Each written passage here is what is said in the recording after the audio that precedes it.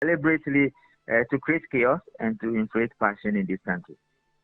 All right, thank you very much for speaking to us here on Metro TV. Richard Kumado is a security consultant and speaking to us about what is happening today at the Jubilee House as Otumfuo is set to present his report to the president. And the report is about the mediation process between factions involved in the Bawku chieftaincy disputes that have lingered on for as many years, causing loss of lives, property, and of course a lot of people fleeing from their homes, and that in turn stalling development in that particular area. And we'll try and get to our correspondent, that is Ibrahim Abode, on the ground to understand what the people themselves are expecting from this particular report from the Otumfuo. Have they followed it through to this very point? Are they ready to smoke the peace pipe? What exactly will this do for the area? Very, very important questions that I want to ask. That is our correspondent on the ground, Ibrahim Abode from Bawku. So we'll get to him in a bit and get some answers from him, as we also try to connect with our presidential correspondent, Shadrach Odami-Ejari, who is at the presidency, to give us, that is the update when this particular report submission begins on Metro TV. Well, let's connect with Ibrahim Abode now, and let's hear from him what he's got to say. The people on the ground, what are they saying? Abode, good afternoon. Thank you very much for your time here. Today is the day the report is being submitted to the president. What are the people telling you? Yes, Desmond. Actually, the people are actually anxious to hear what the Otumfuo is going to present to the president, and the anxiety is actually high. They've been expecting this, and most of them are actually expecting that, or they think after this particular submission, there will be calm, or the peace will return to the area. Right. So that is how they are thinking. When you want to look at the environment, people see you when they notice you are a media person or a journalist. They confront you to find out what's actually happening or what is going to happen. So they are anxious. Most of them stay glued to their television sets, and they are waiting for whatever is going to come out from the presidency through Otumfuo. But right, have they been following the processes right from the beginning, from April? Because we know last week or last 2 weeks, both factions met at Menchia. Do people know what exactly this is supposed to do to end the violence in the area?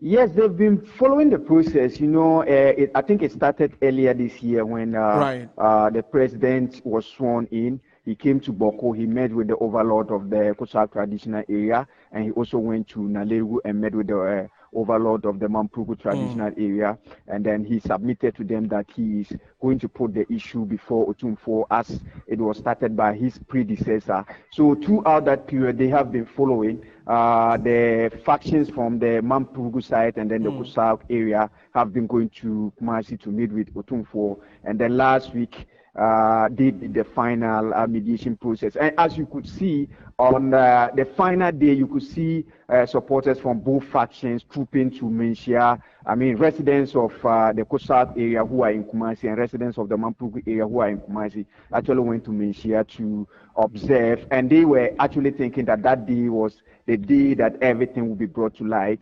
And after everything, you realize that both factions came out and they were actually jubilating or celebrating that they won. This faction said they had gotten victory, and this faction also said they secured victory. So that's how they've been following. And like I indicated, the anxiety have been very high. When you want to look at Bawku as we speak, security has been very tense. The military has, placed barriers all over. They are on high alert. As well as the police and other security agencies. They seems to be calm since for 2 days now. We've not heard gunshots that much, so the expectation is high. But I do think that after the pronouncement, the security needs to actually up their game because probably if it doesn't favor one side, there might be agitations. But however, it is the general population here actually thinking that this is the final road to the peace process in the area. So you'll see in your shots there, Asantehene or 2462 in there at the Jubilee House as we're waiting for the program to start. But really, share with us what this has done to Bawku over the years, quickly before we go to that is Jubilee House. So it has been one of the tragic events for Ghana, not just Bawku, because if you want to look at this conflict since its inception in 2021, several people have been killed, especially women and children, and there are instances that women can be killed in a day, about 13, 15, which I think some of us in the media space have actually underreported some of the circumstances in Bawku. We have had also prominent people who have died through this conflict.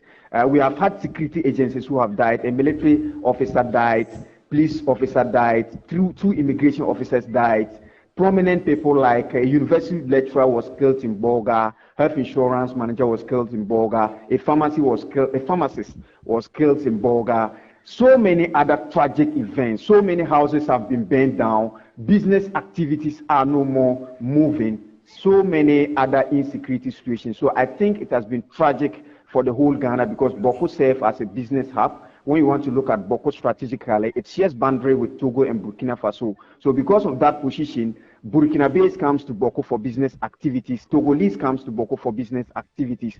So it makes the place so busy in terms of business activities if there is peace. But this is a situation whereby the people have decided to segregate themselves and quarantine themselves according to their area of location. So it has made things worse for the area and that of Ghana at large. Right. Abode, thank you very much for the updates. We'll definitely come back to you after the presentation of the report. So Ibrahim Abode is our correspondent there in the area, giving us some updates there. But we're crossing over, that is to the Jubilee House, where the process for the submission of this report has begun.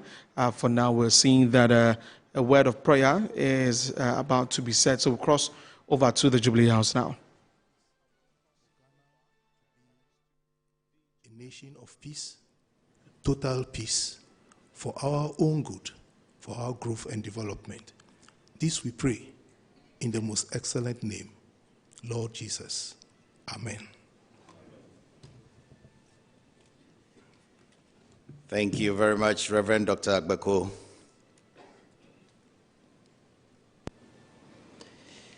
May I now invite the Minister for Interior to declare to us the purpose of our gathering here today. Shall we please receive him with an applause?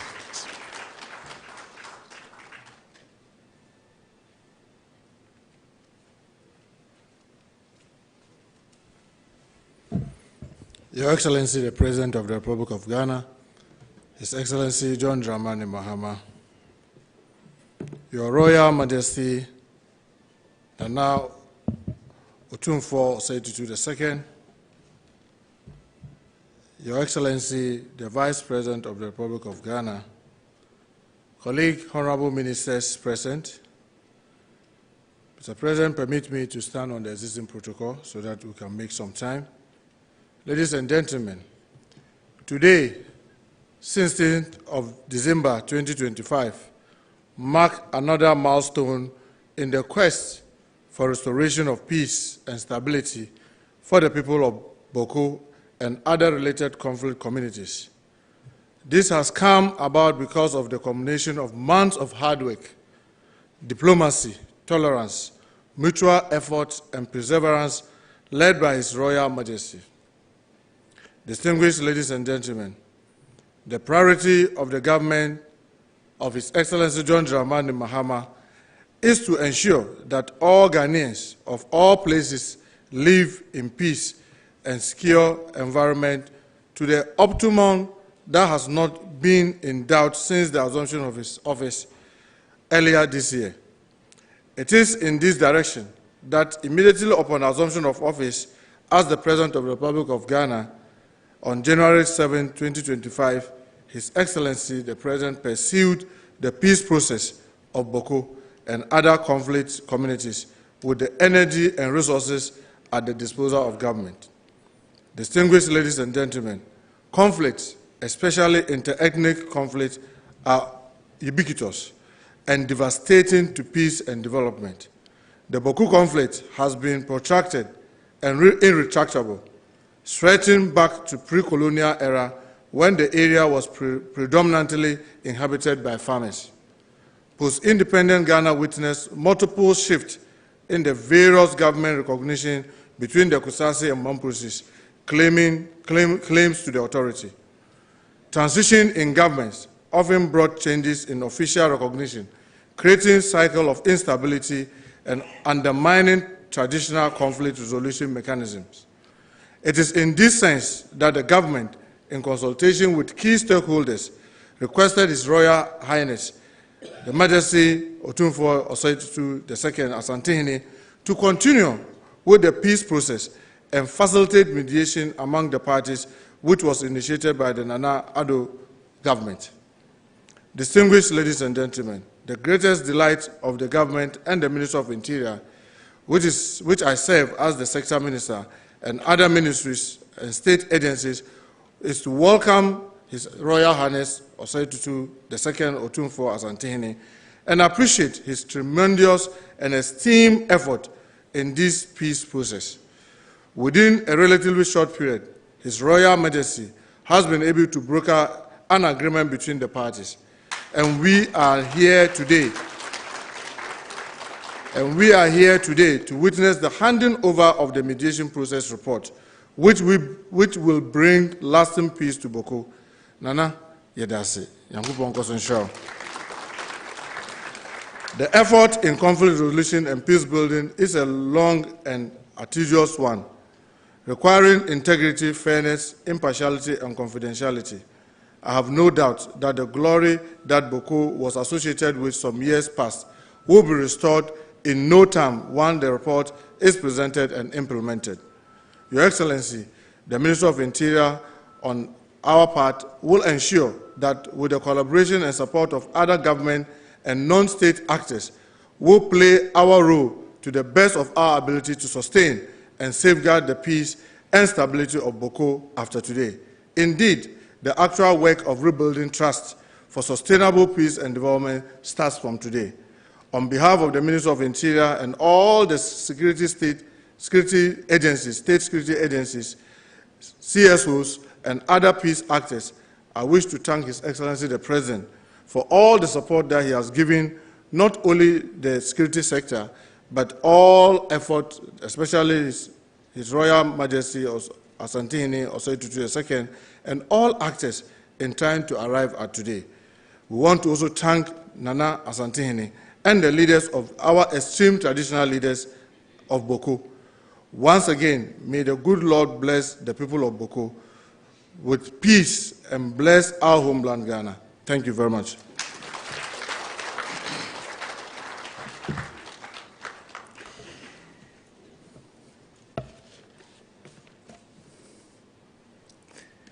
Thank you very much, the Minister for Interior, for those words of gratitude. Your Excellency, Nananom, it is now my honor to invite His Royal Majesty Otumfuo Osei-Tutu II, Asantehene, and leader of the Bawku peace mediation process, to deliver his remarks, after which we will do the presentation of the Bawku peace mediation report.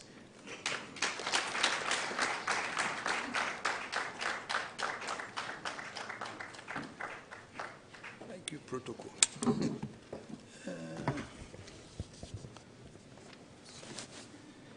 Your Excellency the President, Excellency the Vice President, distinguished ladies and gentlemen, I'm here not to give a judgment as to who was wrong and who was right.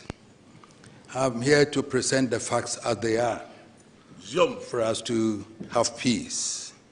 It is almost about 2.5 years since your predecessor invited me to mediate in a major conflict in Bawku that had not only claimed the lives of many innocent souls, but had become a major threat to the security of the nation.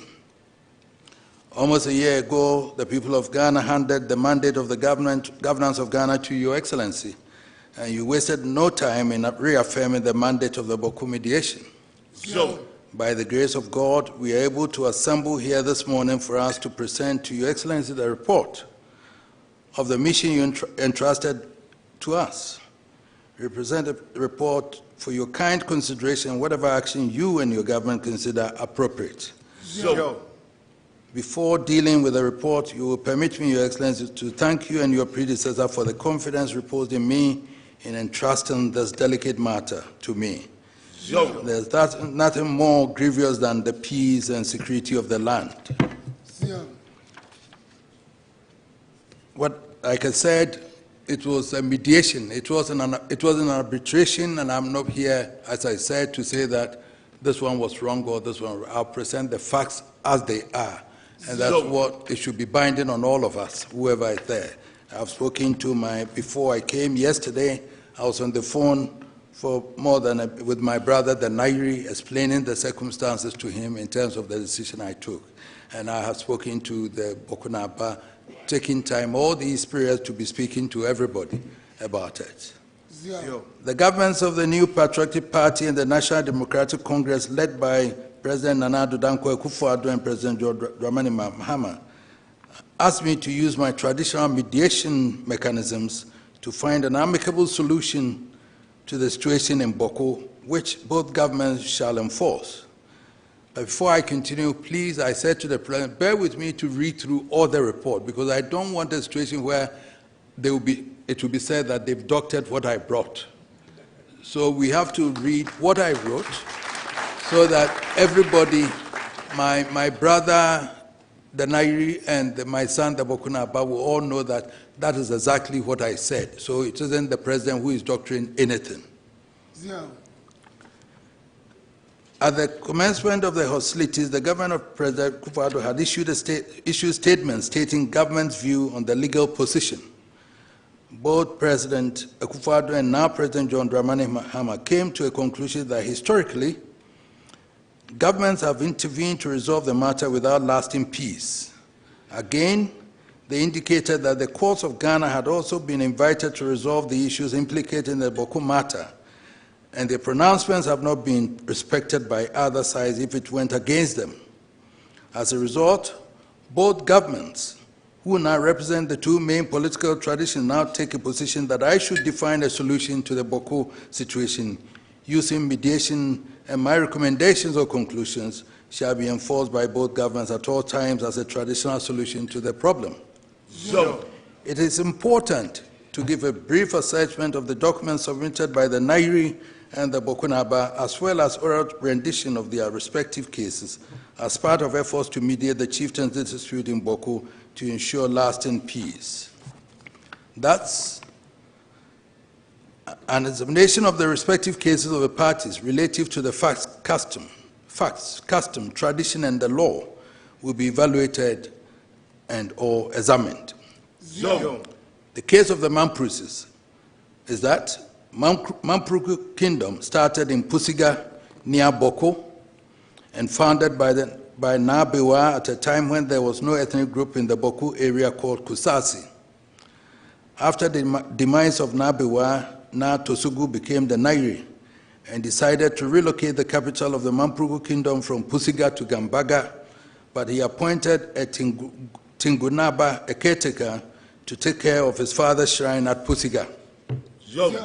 It was further asserted that in the 17th century, the 10th Nairi, called Na Atabia, decided to secure his territory by establishing garrisons and military posts at key positions that were uninhabited, which led to the establishment of Bawku and 5 other towns. The first chief of Bawku was one Na Ali Atabia, who was the son of Na Atabia in the year 1721. Furthermore, the Mampruses ruled Bawku for over 150 years through 8 successive Mamprusi chiefs before the arrival of the British in the Northern Territories, and specifically Bawku in 1907. In 1957, so they claim, the CPP government, through its sympathizers in Bawku, elected one Abugrabo Azoka as Bawku Naba. And the case of the Kusasis is that they practiced the Tindana system, where the eldest male person in the clan becomes the traditional ruler, the leader of the clan, vested with administrative, judicial, and spiritual authority. However, when the British arrived in Bawku in 1901, in their bid to advance the indirect rule system, they were not satisfied with the Tindani system, so they decided to adopt qualified Tindanis to become chiefs. And in areas where they could not find qualified Tindanis, they appointed other people as chiefs. The Kusasis further contended that it was around this period that the Mamprusis presented themselves to the British as chiefs of their ethnic community in Bawku and got registered accordingly. However, the Tindani position was never abolished as a traditional arrangement. Thus, the chiefs and Tindanis coexisted.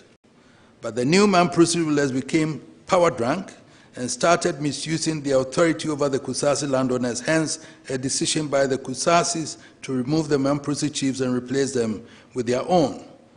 So when the last Mamprusi chief died in 1956, the Kusasis gathered in Bawku in 1957 and selected a son of a prominent Tindani in Bawku called Abugrabo Azoka I to fill the vacancy as Bawku Naba. Following the death of Naba Abugrabo Azoka in 1983, his first son was selected in 1984 to succeed him as the next Bawku Naba by name Zugran Asigri Abugrago Azoka II. He has continued in that position till date. But I'll try and let me give you some background of previous governments and judicial efforts to resolve the Bawku matter. Bawku Affairs.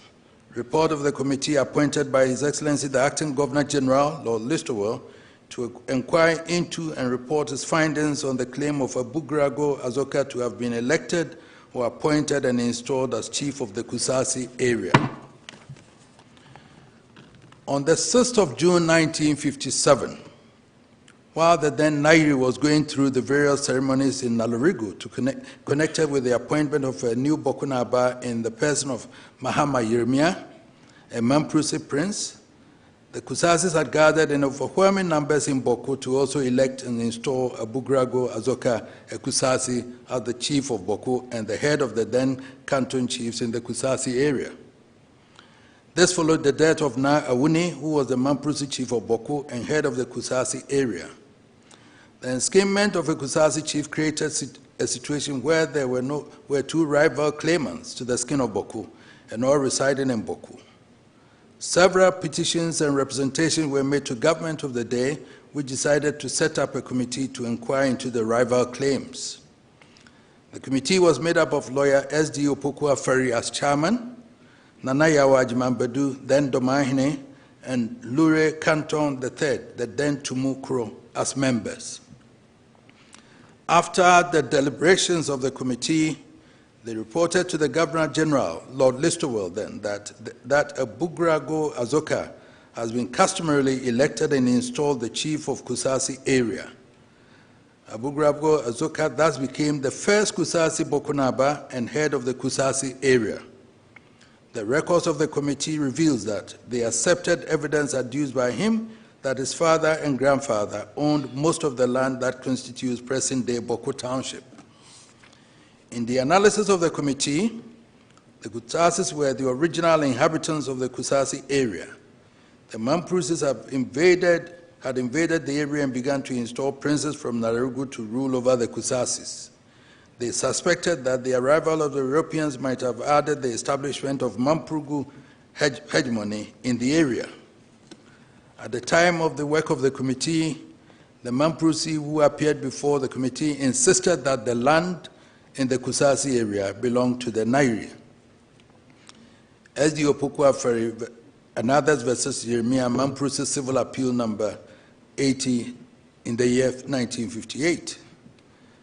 The Mamprusi deposed chief sought an order of certiorari in the divisional court to quash the proceedings and report of the Afari Committee and the Governor General's decision that Abugrago Azoka has been customarily elected and installed the chief of Bawku. This decision of the Governor General was contained in the Gazette publication notification. Essentially, the Mamprusis argued that the terms of reference of the committee was to determine if Abugrago Azoka has been validly selected as chief of the Kusasi area, but the Governor General's Gazette notification had decided that Abugrago Azoka has been customarily elected and installed the chief of Bawku. The Divisional Court judge concluded that the Governor General's decision that Abugrago Azoka has been customarily elected and installed chief of Bawku was not identical with or equivalent to a decision that he had been elected and installed chief of Kusasi area. Hence, the learned judge quashed the proceedings of the committee and the decision of the Governor General. The Kusasis aggrieved by the decision appealed same, and the Court of Appeal presided by Chief Justice Aku Kosa disagreed with the judge sitting in the Divisional Court. The Court of Appeal concluded that once the learned judge accepted as a fact that the person who holds the position of Chief of Bawku is also the person who is customarily recognized as the Chief of Kusasi area, then his opinion that the Chief of Bawku is not identical with the Chief of Kusasi area is untenable, since terms Chief of Bawku and Chief of Kusasi area are interchangeable titles and not what the learned judge suggested as mutually exclusive. The Court of Appeal therefore allowed the appeal and restored the Governor General Lord Listowell's decision that Abugrago Azoka has been validly elected and installed chief of Bawku. The Governor General was the representative of Queen Elizabeth, who was then the Queen of England and exercised dominion over Ghana at that time. And this was on the 21st of October 1958. The Court of Appeal then was equivalent to our present-day Supreme Court. It was a binding and authoritative decision and became part of the law of Ghana. Following the decision of the Court of Appeal, the Governor General made an order prohibiting Jeremiah Mahama from holding himself as Bokunaba. He was also required to reside outside a radius of 30 miles from the town or village of Bawku. This was contained in the Jeremiah Mamprusi Prohibition Order 1959, LN 225, the year 59. The Chiefs Recognition Act 1959, number 11 of 1959, by Section 3, as amended by the Chiefs Recognition Amendment Act 1959, provided that it shall be lawful where the Governor General deems it to be in the public interest, by order to direct that any person named in the order shall not exercise or purport to exercise the functions of a chief, and by the same or any other order to direct that such person shall not reside within a defined radius of any place named therein. On the 5th of December 1966, NLC, the Lieutenant General J. Ankra, who had become chairman of the National Liberation Council, which had replaced the government of Dr. Kwame Nkrumah following a military coup on the 28th of February 1966, 24th of February 1966, promulgated the Chieftaincy Amendment Decree 1966. NLC Decree 112, according to its terms, provided that the recognition of the member of the National Liberation Council responsible for chieftaincy matters shall, for the purposes of Section 1 of the Chieftaincy Act 1961, Act 81, be deemed to have been withdrawn from the person named in Column 1 of the second schedule of this decree as chiefs in respect of the places specified respectively in relation to them in Column 2 of that schedule.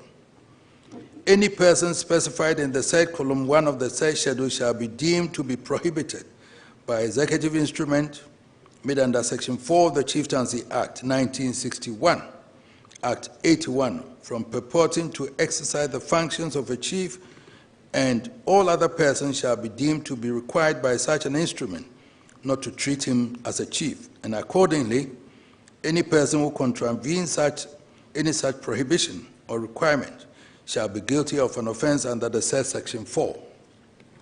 Any person who was chief in any place specified in column 2 of the second schedule to this decree, immediately before any such person as is referred to in column 1 of that schedule was recognized as chief for that place, shall, if he is alive at the commencement of this decree, be deemed with effect from the commencement of this decree to be restored to the stool in the person specified in the said column 1 of the said schedule, and to have been recognized as chief by the member of the National Liberation Council responsible for chieftaincy matters for the purposes of Section 1 of the Chieftaincy Act 1961.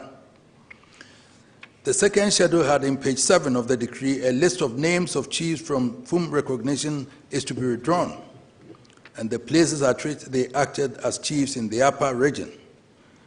They included Ayamba, Bugari, Timpani, Atu Ayebo, Kusanaba, Pujiga, Tanga, Ayubiogo, Gabari, Adubila, Asa, Zabila, Abugria, Puzida, Binduri, Akagane, Kugri, Abu Balila, Awuni, Zongori, Abaricha Kusasi, Senebaga, Abugri, Abango, Binaba, Dinko, Dant, Warikumbo, Azinab, Ayebo, Teshi, Anena, Akazuza, Pusiga, Awini, Adoleba, Kulungugu, Awini, Atule, Bugri, Aburago, Azoka, Bawku.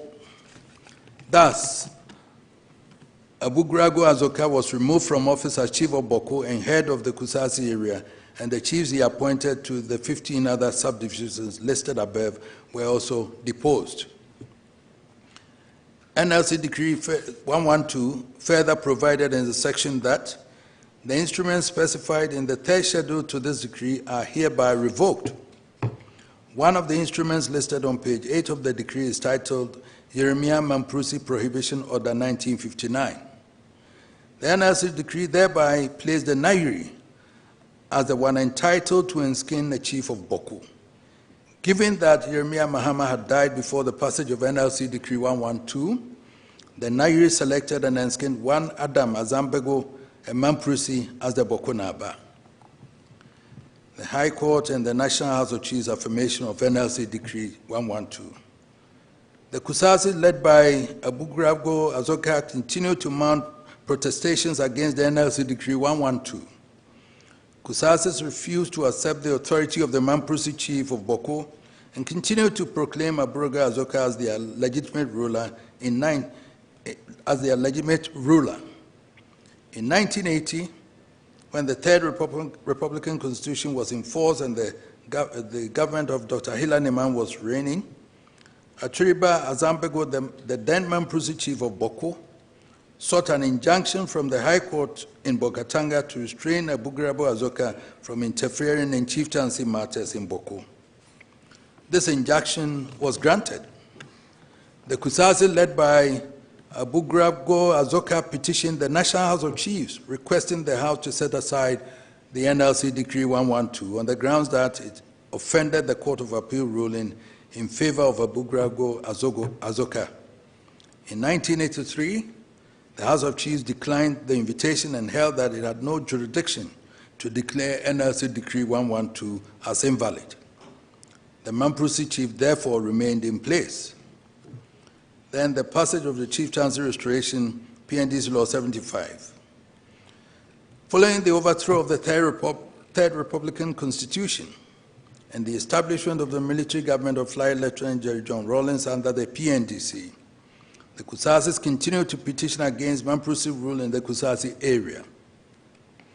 The government of Jerry John Rawlings decided to review the case and came to a conclusion that in the case of Bawku and in the matter of the Kusasis, they believed that the National Liberation Council had committed an error. It was argued that the NLC's focus on chiefs was on chiefs removed by President Kwame Nkrumah. The situation of Bawku was different. The Mamprusi chief was removed by the Governor General upon the recommendation of a committee he had set up. His decision was also affirmed by the then Supreme Court of Ghana. On that basis, the PNDC law decided to restore the Kusasi back to the status of chiefs in Bawku. In all the places where the NLC Decree 112 withdrew recognition for chiefs who were in place in 1966, PNDC Law 75 restored recognition to them. Those that came into force on the basis of NLC Decree 112 were also removed and recognition withdrawn from them. I hereby reproduce PNDC Law 75 herein. Whereas by virtue of Section 3(1) of the Chieftaincy Amendment Decree 1966, NLC Decree 112, the then government of the National Liberation Council withdrew recognition of the persons named in Part 1 of the schedule to this law as chiefs in the places specified respectively in relation to them. And whereas by virtue of Section 3, Clause 2 of the said decree and the said persons were prohibited from purporting to exercise the functions of chiefs, and whereas by virtue of Section 4 of the said decree, the persons named in Part 2 of the schedule to this law were accorded recognition as chiefs by the then government of the National Liberation Council and restored as chiefs of the places specified respectively in relation to them in place of the person named in Part 1 of the said schedule, and whereas the Provisional National Defense Council, having considered the circumstances of the withdrawal of recognition by the then government of the National Liberation Council of the person named in Part 1 of the schedule to this law as chiefs, is satisfied that the said persons having been lawfully installed or enskinned as chiefs should be restored to the original status as chiefs of the places specified respectively in relation to them. Now, therefore, in pursuance of the Provisional National Defense Council Establishment Proclamation 1981, this law is hereby made. Notwithstanding anything to the contrary, the person named in column 1 of Part 1 of the schedule to this law, whose recognition as chiefs of the places specified respectively in relation to them in column 1 was withdrawn by virtue of Section 3 of the Chieftaincy Amendment Act 1966 NLC Decree 112, shall, at the commencement of this law, be deemed to have been restored to the original status as chiefs of their respective places. Any person specified in Part 1 of the schedule to this law, who before the commencement of this law is performing the functions of a chief by virtue of Section 4 of the Chieftaincy Amendment Decree 1966 NLC Decree 112, in any place specified in column 2 of Part 1 of that schedule, is hereby prohibited from purporting to exercise such functions, and it shall be unlawful for any person to treat such person as a chief. 3(1) Any person referred to in Section 2 of this law who has in his possession or custody any property belonging to the stool or skin of any of the places specified in column 2 of Part 1 of the schedule to this law shall, with the commencement of this law, surrender such property to the person named in column 1 of Part 1 of that schedule and restored under Section 1 of this law as chief in the place specified in relation to him in column 2 of that part. Any person referred to in Section 2 of this law who occupied any palace belonging to the stool or skin of any of the places specified in column 2 of Part 1 of the schedule to this law shall immediately, on the commencement of this law, vacate such palace and surrender possession thereof to the person named in column 1 of Part 1 of that schedule and restored under Section 1 of this law as chief in the place specified in relation to him in column 2 of that part. Any person who willfully obstructs the person authorized to take possession of any stool or skin property, refuses to vacate the palace, willfully obstructs the restoration of any stool or skin property, or contravenes any provision of this law, shall be guilty of an offense and liable on summary conviction to imprisonment for a term of not less than 3 years without the option of a fine. And then it listed the same names, so restoring the names as it is now again. So Abugra Azokan becomes Bokunaba again. And Alhaji Adam Zambio then ceases, is prohibited from becoming, from being Bawku Naba. The passage of PNDC Law 75 led to bloody clashes between the Mampruses and the allies and the Kusasis and the allies. Other complementary measures were implemented by the PNDC to restore law and order. They included the Bawku Lands Vesting Law, PNDC Law 99, which vested all lands in the Bawku district in a PNDC free from all encumbrances, and the passage of the Prohibited Organization Bawku District Law 1984, PNDC Law 98, which proscribed tribal organizations in Bawku. Abugrago Azoka had died before the passage of PNDC Law 75. The Kusasis then enskined his son as Asigri Abugrago Azoka as the Bawku Naba and the head chief of the Kusasi traditional area. The Constitution of Ghana, 1992, came into force with the Kusasis in place as the rulers of Bawku. Asigri Abugrago Azoka was Bawku Naba, and by virtue of that, he enskinned all the divisional chiefs in the Kusasi traditional area. Article 270, Clause 1 of the Constitution provides that the institution of chieftaincy, together with its traditional councils, as established by customary law and usage, is hereby guaranteed. So the position of Asigri Abugrago Azoka seemed to have been frozen in time by the 1992 Constitution, until one Alhaji Ibrahim Adam Zambio mounted a challenge in the present Supreme Court. This 2003 action instituted by the Mampruses before the Supreme Court, seeking to invoke its original jurisdiction, was discontinued without liberty to reapply under Article 270 and 277 of the 1992 Constitution and the Chieftaincy Restoration of Status of Chiefs Law 1983, PNDC Law 75, which had then been repealed by the Statute Law Revision Act 1996, Act 516, in 1996.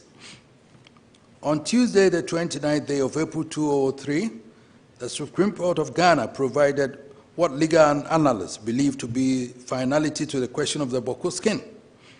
The ruling was very short and yet profound. Report says, the application to discontinue is granted, but without liberty to apply PNDC law, liberty to apply under PNDC Law 75 and Article 270 and 277 of the 1992 Constitution. Cost of those days, 10 million to the first defendant. Signed, G.K. Akwa, Justice of the Supreme Court, T.K. Aziz, Justice of the Supreme Court, S.A. Brobe, Justice of the Supreme Court, S.G. Beidu, Justice of the Supreme Court, Dr. S. Chum, Justice of the Supreme Court. Apparently, on the morning of the hearing of the matter, the plaintiffs instead sought leave to discontinue the case. The leave was granted, but the court directed that no one should come back to that court again pursuant to Articles 270 and 277 of the 1992 Constitution, the matter of the restoration of Abugrago Azoka and all other sub-chiefs under PNDC Law 75. Under the 1992 Constitution, the Supreme Court has final authority to make such pronouncements, and only that court can review its decisions under certain circumstances. I've gone to great length to review the history of various legal resolutions of the matter and the involvement of the various military regimes to show that this matter has traveled a long, tortuous legal and political journey. In spite of the efforts of various courts and governments, the Mampruses did not give up their claims, and the Kusasis did not relent in their efforts to assert their independence and identity as a self-ruling tribe. The Nairi kept insisting that the Supreme Court has not ruled on the issues implicated in the Bawku skin matter. Asigri Abugrago Azoka insisted that the Supreme Court gave finality to the matter. This contestation led often to extreme violence, and many people have been gruesomely killed and maimed. Property that can't be easily calculated has been destroyed. Whole communities have relocated because all the buildings have been burned by various factions. The intensity of the violence did not deter either side. They dug in. Governments from PNDC to NDC-1 to MPP-1 to NDC-2 and MPP-2 have invested heavily in security and other measures with very limited success as the violence kept escalating.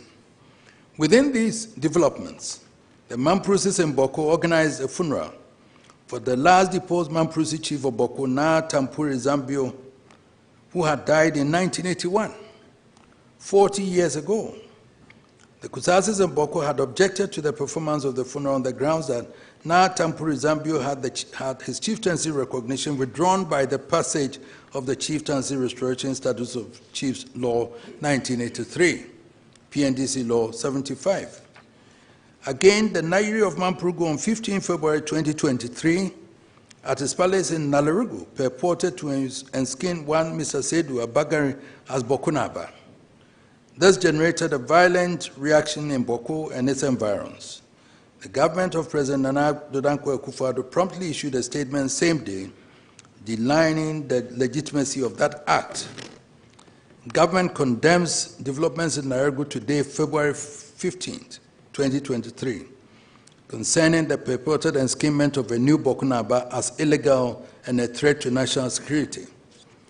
Government further reiterates that Naba Asugri Bugrabo Azoka is the Bokunaba, duly gazetted and a member of the National and Upper East Regional House of Chiefs. The security agencies have therefore been directed to arrest and prosecute any other person who holds himself out as Bokunaba. This statement was signed by Mr. Kojo Opon Nkrumah as Minister for Information. The government of Nana Addo Dankwa did not arrest Seydou Abagari. The government continued to reject as illegal what happened in Nalarugu and repeated same in another statement dated 28 October 2024 when Seydou Abagari returned to Bawku. The statement read in part, the return to Bawku on 24th October of Mr. Seydou Abagari, who was illegally enskinned as Bokunaba in February 2023, subsequent to the vacation by the Court of Appeal sitting in Kumasi of the warrant for his arrest, has led to significant disturbances affecting public peace and security in the area. The government did not in any form or manner confer legitimacy on Mr. Seydou Abagari. As I indicated from the beginning, I was requested by the New Patriotic Party government to mediate in the matter. President John Dramani Mahama, who assumed office on the 7th of January, endorsed that I should proceed with finding an amicable resolution to the current situation. The parties in this dispute have willingly submitted themselves to the mediation process. The Bokunaba Sigri Abugaragu Azoka has accorded me enormous respect and personally led his delegation at all times to my palace whenever invited. My brother, the Nairi, has for very good reason, sent a delegation of his elders and sub-chiefs at all times that I have requested him to come. They all express confidence in the process and believe that we will be able to work towards an amicable outcome.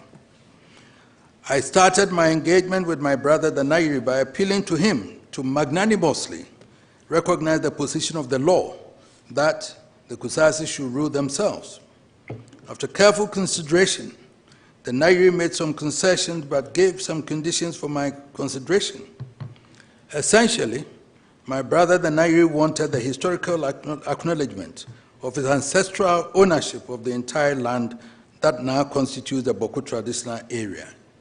He acknowledged that the Kusasis have come to largely occupy that area. Both Kusasis and the Mamprusis who are now occupying those lands are his children. He observed that as a result of colonial interference and in the interference of various governments, Kusasis have asserted self-rule and now lay claims to the chieftaincy of the area. The Kusasi claim has caused significant bloodshed between them and his Mamprusi children, and this has spread across the area and now poses a major national and international security threat. The Nairi detested that development and finds it most unfortunate that such bloodshed should occur among his children. He therefore sought an amicable compromise to end the feud and restore lasting peace.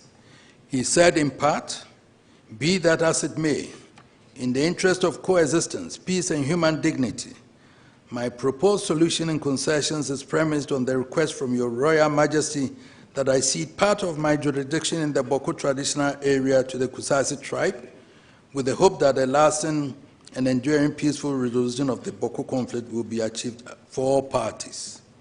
The Nairi has been clear in his mind that his decision to make concessions has been a difficult one, but added that, nonetheless, guided by ancestral wisdom, commitment to peace, and respect for Your Majesty's tireless efforts, I have chosen the path of conciliation, not out of weakness, but as a testament to Mampurugu's strength, dignity, and unwavering commitment to the well-being of all communities in the Bawku traditional area. I had been inspired by the desire and commitment of my brother, the Nairi, to bring a peaceful end to the conflict in Bawku and its environs, and to define the best arrangements to accommodate all the different tribes and communities in the area. The Nairi outlined a set of proposals which form the basis of engagement that I have had with both sides, with the hope of finding a common ground. If a common ground emerges, it would enable them to reach an amicable resolution. With this historical understanding, I have impressed upon the Bokunaba, Sigria Bugrabu Azoga to acknowledge that at one time or another, the Nairi exercised traditional authority over the area that now constitute the Bawku traditional area. I concede that colonization by the British might have played a role in the establishment of the chieftaincy institution across the area that now makes up the Kusal Traditional Council. Records has it that at various times, the Nairi enskinned the Bokunaba, and the latter then enskinned the various sub-chiefs in the Bawku traditional area. It is this state of affairs that the Kusasi challenged since 1957 until PNDC Law 75 was passed in 1983. The passage of PNDC Law 75 defines the resolution of the situation in Bawku. I have as well impressed upon my brother, the Nairi, that current realities make it more pragmatic that we accept Kusasi rule over the area. With the passage of PNDC Law 75, the coming into force of the 1992 Constitution of Ghana, and the ruling of the Supreme Court in Alhaji Ibrahim Adam Zambego versus Aninchema Abugrago and Attorney General, it will be untenable for anyone to hold that Sigru Abugrabo Azoka is not the Bokunaba and exercises jurisdiction over the entire Kusasi area.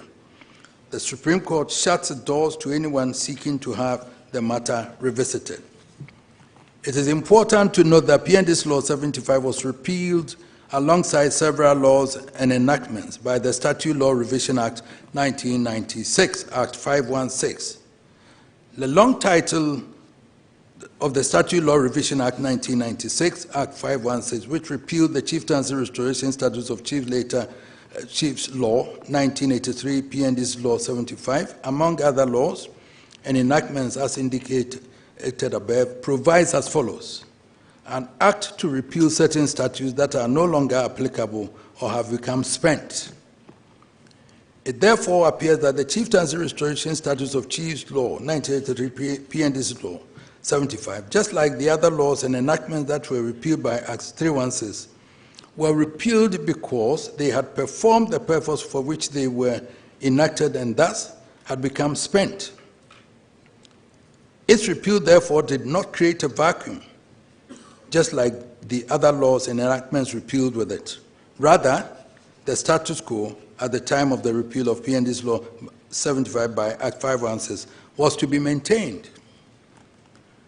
Response to the Nairi's terms of concessions.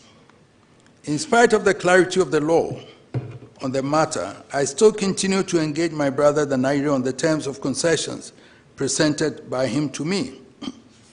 Essentially, he asked for a number of towns in the Kusasi area to be transferred to him to enskin. The impression created was that those towns were preferred to be under the Nairi essentially. The request was to have some of the towns brought under the jurisdiction of the Nairi. I decided to engage the chiefs of those towns.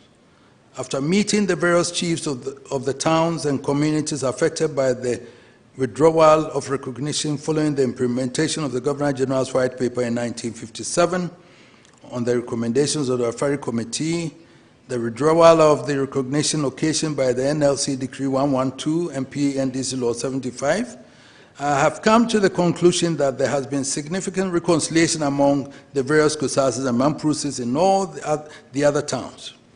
Bawku was mentioned in the proposed terms of settlement of the Nairi as one of the towns that the Mamprusi wanted to be given to the Nairi.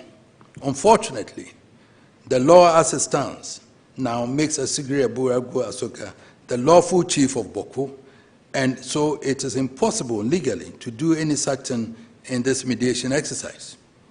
On the question of Bawku town, I have taken the position that the established tradition since 1931 thereabout is that the person who is Bawku Naba has the entire Kusasi area.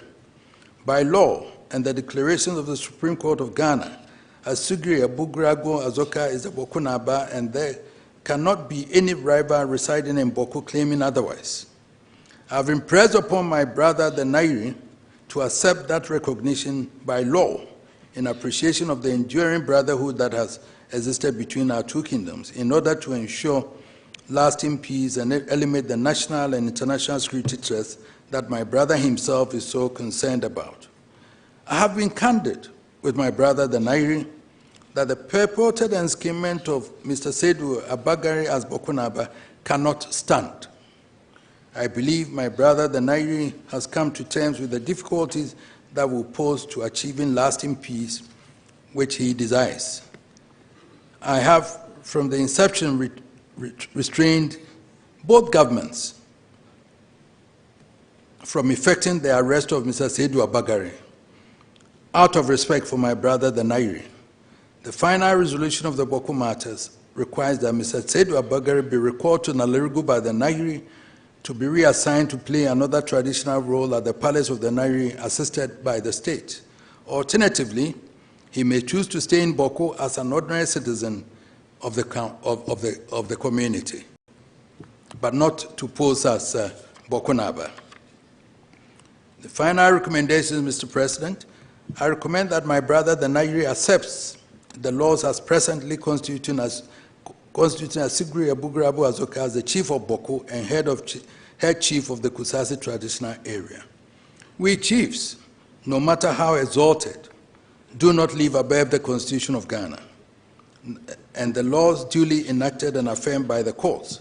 Accordingly, the laws which recognizes Asigri Abugrabu Azoka must be enforced by the government of the Republic of Ghana until change in accordance with the 1992 Constitution or reviewed by the Supreme Court of Ghana. The government must enforce the laws and deal sternly with any person challenging the lawful authority of the Abugra Azoka. This is critical to the restoration and maintenance of peace in Kusasi traditional area. I wish to thank you, Mr. President, and your predecessor for reposing such confidence in me and tasking me with the mediation of this conflict with a view to finding a lasting solution. I also want to thank the Nairi and the Bawku Naba for their efforts relative to this mediation process. The various chiefs or heads of various communities whom I met in the area who also participated in this endeavor deserve positive commendation. I have come to the conclusion that the path to a lasting resolution coincides with the enforcement of the current position of the law by the laws of Ghana and by the Constitution enacted in 1992 and by the position of the Supreme Court that the matter should never be litigated before it again. Asigri Abugrago Azoka is the lawful chief of Bawku and the paramount chief of Kusasi traditional area. He has been a member of the National House of Chiefs for about 40 years. He has been duly gazetted. His right to rule should not be disturbed, save through a judicial and constitutional recognized process, and which, as already indicated, appears, if any, a review of the pronouncement of the Supreme Court of the Republic of Ghana stated herein. If the pronouncement of the Supreme Court appears not clear enough, remedy may be sought, if available, for clarification of the same by the Supreme Court. Either way, Bawku and its environs will be assured of sustainable and enduring peace. Mr. President, thank you very much. So I appreciate it.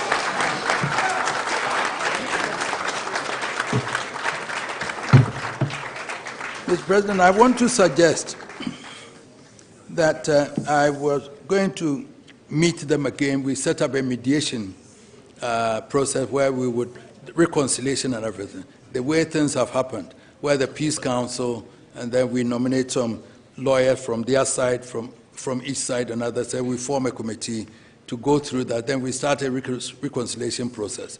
Whilst talking to them, I realized also that arms and everything were there. And all those, I spoke to them. I think we can find a way to get them to go and find a safe place for them to go and leave it.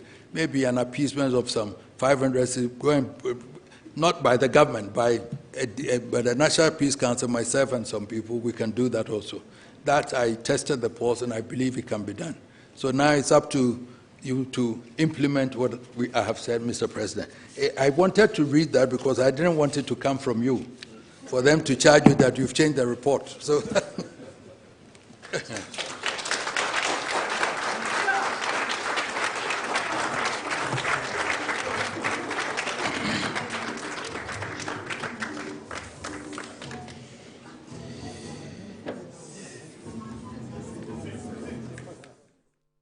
Right, so you see the Asantehene-Led said to the second presenting the committee report to His Excellency John Dramani Mahama at the Jubilee House, where he has mentioned that the rightful person to take the chieftaincy role in the area is Naba Asigri Azoka the second, and that is who of the Kusasi people. He is the rightful person to ascend the throne as per the Asantehene's mediation report there. And he has also called for a reconciliatory meeting between both parties, where the Peace Council will be a part of it together with the President and the government. To the peace that we want. So please, I wanted to, if he was here, I was going to tell him, but the message will get to him. I invite him and tell him that we've gotten to a state where we all have to find peace. Then Bawku Naba is the Bawku Naba. The law is on his side. We agree to that. But you don't make pronouncements on radio and everywhere that will incense the other side. Where we have reached is more like reconciliation.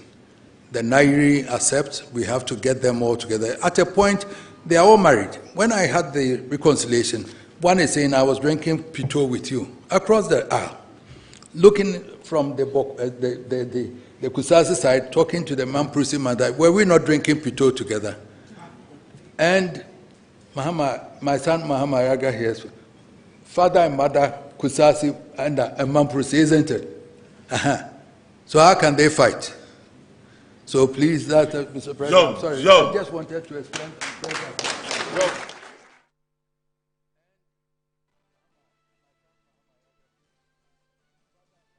Right, so there you see the Otunfo just taking his seat after submitting his report to the President on his findings of this particular mission that he had been on to bring some peace to the Bawku area, settling the long-standing chieftaincy issues of the area. Of course, giving credit to the former president, Nana Addo Dankwa Akufo-Addo, for also playing a huge part in this particular situation to end the violence in the area. He submitted the report to the president, made some recommendations there also, and all we of course, we can agree is that no matter the outcome as it has been, there should be peace prevailing in Bawku. Very, very important there. You can join us on our socials. I see a lot of comments on our social media platform on Facebook at Metro TV Ghana. You can definitely join us on there. We're going to cross over back to the Jubilee House to continue with the process.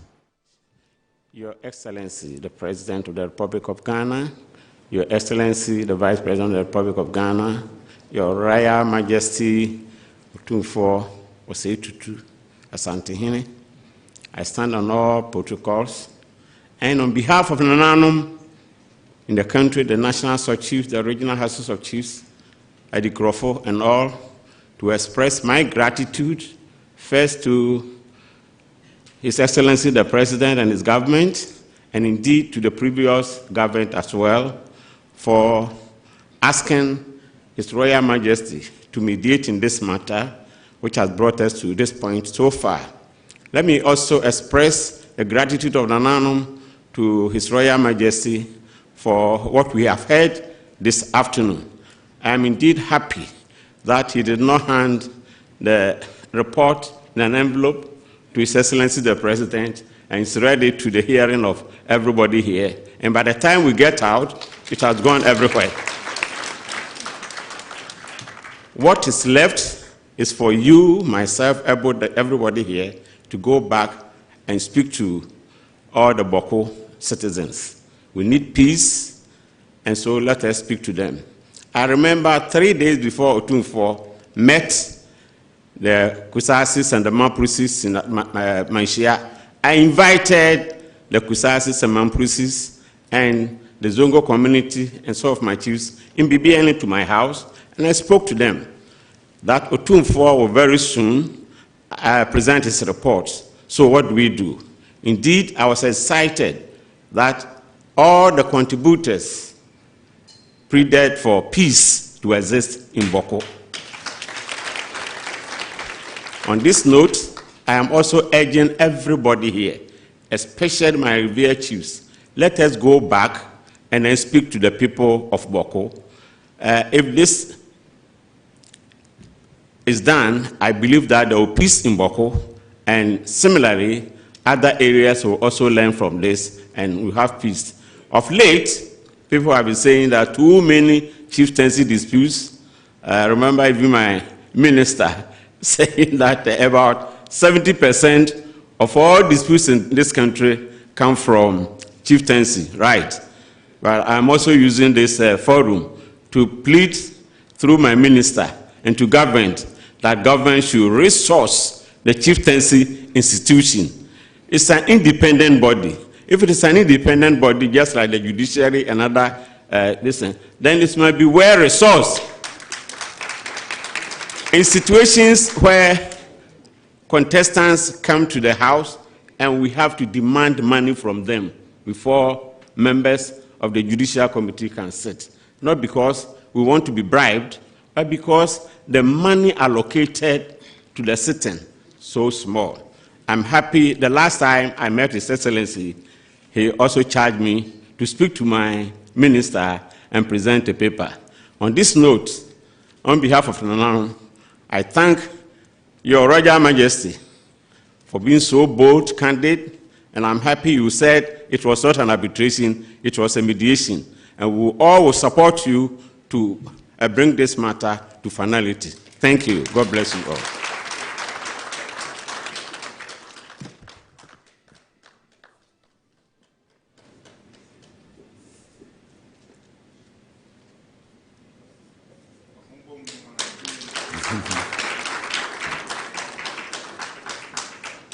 Thank you very much, Nana Ojiahoho Yaojebi, President of the National House of Chiefs, for those comments.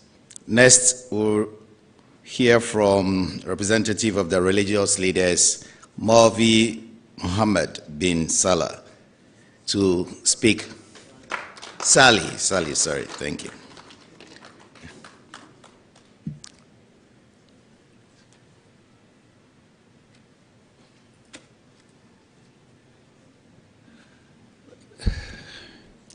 Bismillahirrahmanirrahim.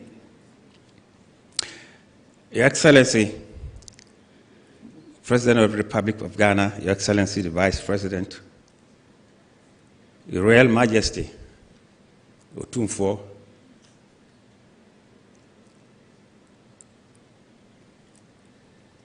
other traditional rulers here, ministers of state, distinguished personalities, ladies and gentlemen,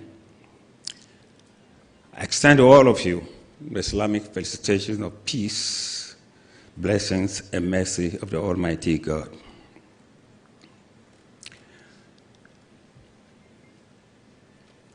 I stand here humbly for and on behalf of all the religious leaders of this great country, Ghana. I stand here as a fulfilled religious leader of Ghana, representing all my seniors and juniors, religious leaders of this country. Happy, grateful to the Almighty Allah, and collectively sing the praises of the Almighty God, extol His beauties, for the blessings that He has showered upon each and every one of us here. We thank Him for the journey that we've undertaken and for where we've successfully arrived at today. We thank His Excellency as well as his predecessor for all the effort that they genuinely made towards ensuring that we have lasting peace in Bawku. We are grateful to His Royal Majesty, Otumfuo, for having demonstrated to the whole world that indeed the chieftaincy institution that we hold so high in our community is an institution of wisdom. And he has demonstrated to all of us in Ghana and beyond that he deserves the accolade of the King Solomon of our era. On behalf of all my brethren, we want to thank all the mediators, all the members of Otumfuo's mediation team, all the members from the Mampusi side, all the brethren from the Kusasi side, and indeed all Ghanaians, and hope and pray sincerely that we will all pledge that from now onwards, we should never, ever undertake this kind of a journey in this country. Let us use today to be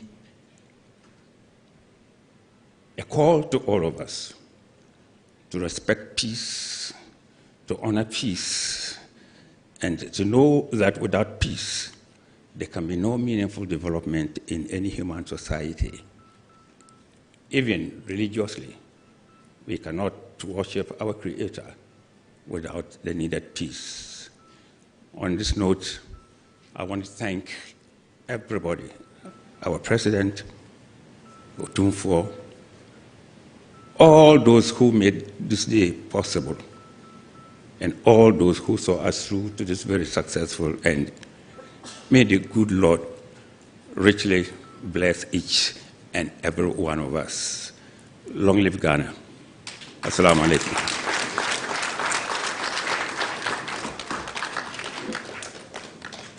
Thank you very much. Last in this series, we'll hear from Most Reverend Emmanuel Kofi Fiano, Chairman of the National Peace Council. Shall we please receive him with an applause?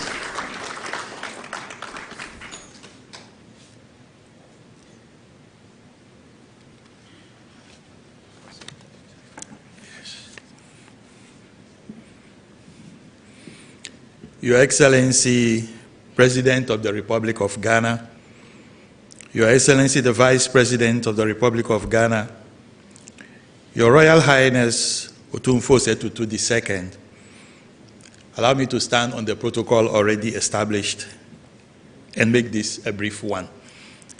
The National Peace Council is grateful to His Royal Highness Otumfuo Setutu II and the whole mediation team that he led, the chiefs and elders of the Kusasi and Mampusi area, religious authorities, women and youth who participated in this process that we celebrate today.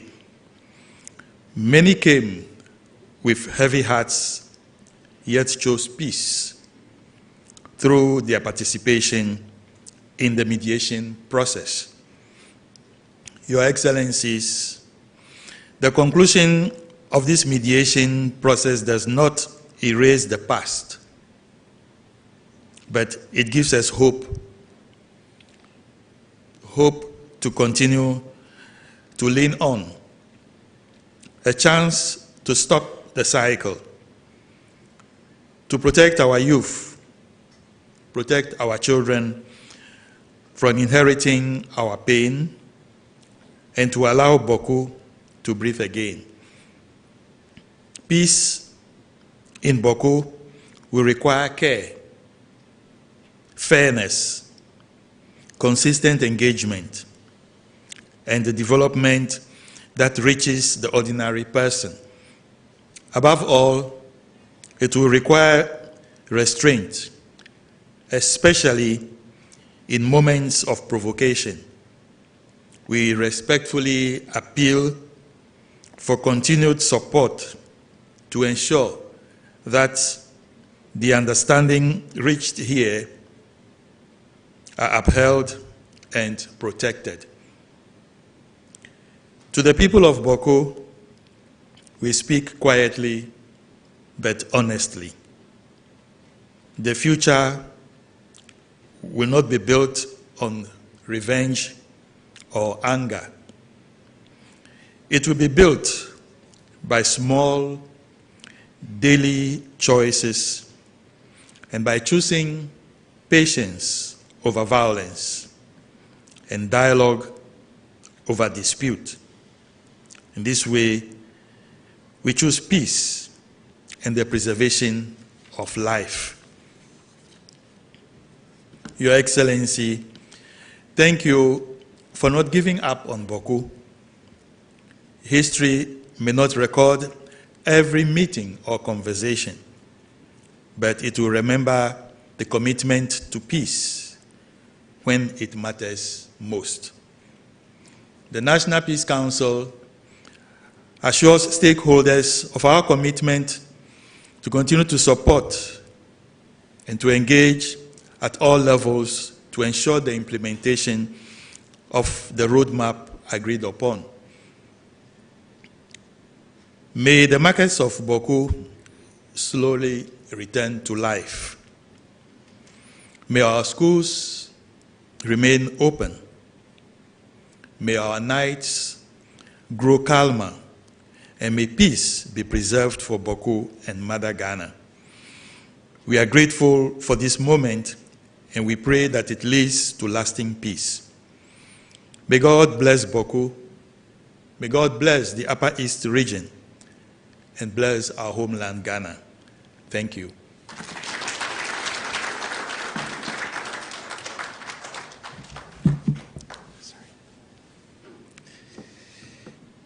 Thank you very much, Most Reverend Dr. Emmanuel Kofi-Fiano. Shall we please give him another round of applause? Your Excellency, with your permission, I wish to recognize the High Commissioner of the United Kingdom to Ghana, Dr. Christian Rogg. Shall we please acknowledge him? Thank you very much. We also wish to acknowledge all our senior government officials here present. It is now my singular honor to invite His Excellency, the President and Commander-in-Chief of the Ghana Armed Forces, to deliver his remarks on this special occasion. Shall we please rise to acknowledge? Thank you very much. Thank you. Thank you. Kindly resume your seats. Thank you very much.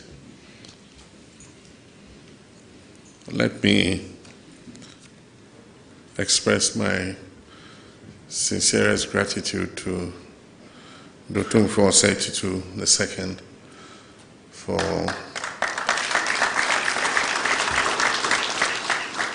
for his patience and diligence in working over all these months to mediate this seemingly intractable conflict between two important ethnic groups in our society.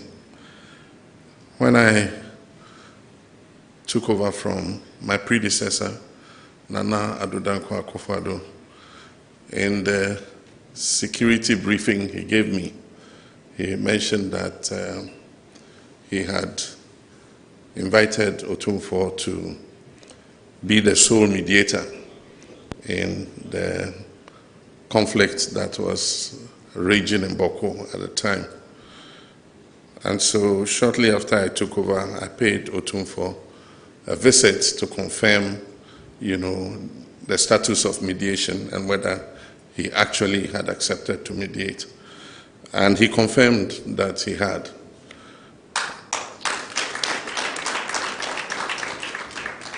And so even though the mediation has been long, and I can understand the complexity of the Bawku case, and so it needed time and patience to be able to thoroughly engage all the parties and be able to flesh out the facts and finally come out with a recommendation.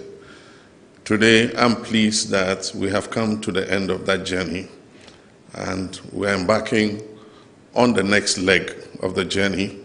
And as he himself said, this was not an arbitration. An arbitration normally will make an award on who is right and who is wrong. This was a mediation. And the next leg of the journey is to reconcile our two brothers and sisters from the Kusasi and the Mamprusi side.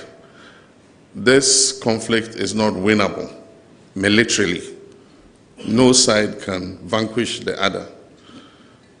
Bawku is important to us because it is in the extreme northeast corner of our country. And we all know what is happening just across the border from Bawku. In all the national security reports that I receive, there is urgency put on settling and bringing peace to Bawku so that we can safeguard our whole northern border from the terrorist armed groups that are operating in our northern neighbor, Burkina Faso. And so the end of this mediation gives us the opportunity to see what the way forward is in terms of bringing peace and calm. Bawku has the potential to be one of the most vibrant commercial centers in our country, and indeed it has been a center of trade. And a lot of people in Bawku have prospered, whether they are Mamprusis or they are Kusasis. Unfortunately, this conflict has turned the fortunes of Bawku. Teachers refuse to be posted there, doctors refuse to be posted there, civil servants are leaving, we're doing national service postings, and we have suspended posting national servicemen and women to Bawku because we cannot guarantee their safety. And so I'm pleased that Otumfuo's mediation has come to an end and that he has presented a report. And I can assure him that government would look at this report, and within the next 24 hours, government will issue a statement on its definitive position on the report. But it's my hope that the National Peace Council, the House of Chiefs, and Otumfuo himself and all the religious bodies would go the next step of continuing the engagement between the Nairi and the Bawku Naba to ensure that we're able to bring reconciliation between the two groups.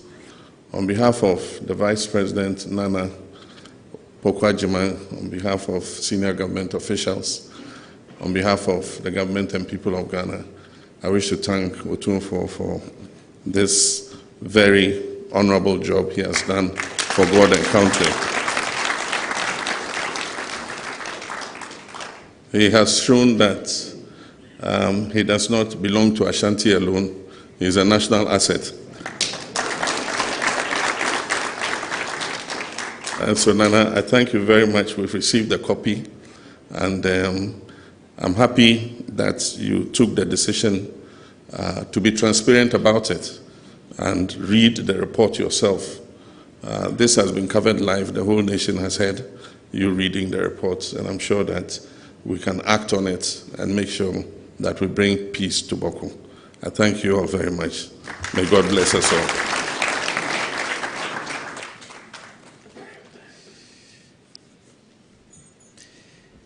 Thank you very much. Another round of applause, please. Your Excellency, we thank you very much for your inspiring and reassuring words. I've just been told that we have the UNDP rep here yes, shall we please acknowledge the support from the UNDP? Thank you very much. Thank you. Thank you. We're just about coming to the end of this all-important program. But as we started seeking the favor of God for a smooth running of this program, may I humbly invite Apostle Eric Nyamiche, Chairman, Pentecostal Council of Ghana, to kindly give us the closing prayer. Shall we welcome him with an applause, please?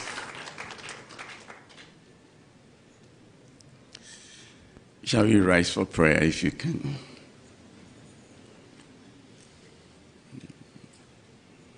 Yours is the greatness and the power.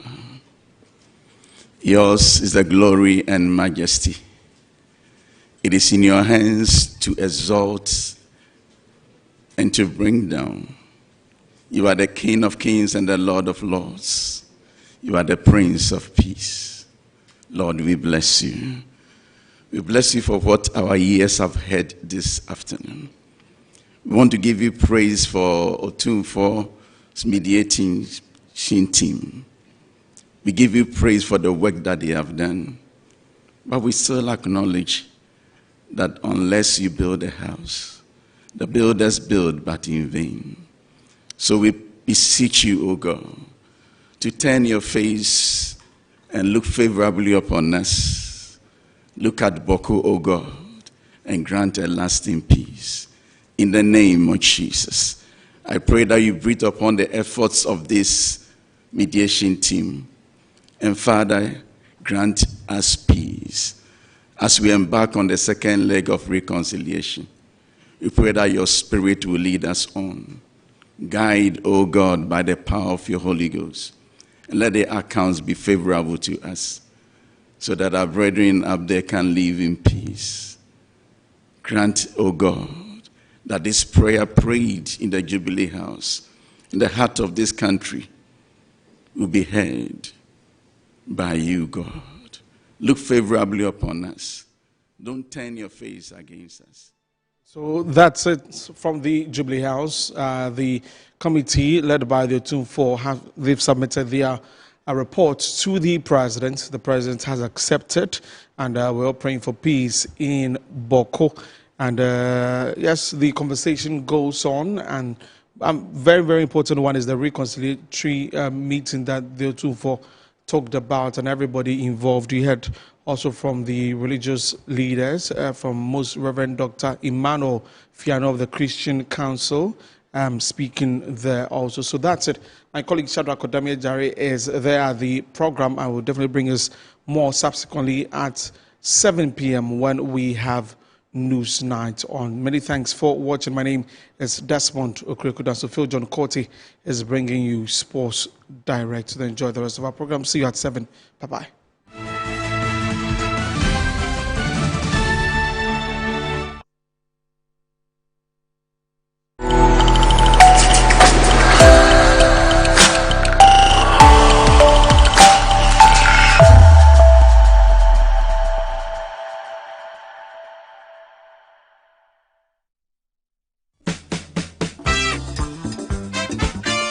Bonjour, c'est ABC from Sénégal.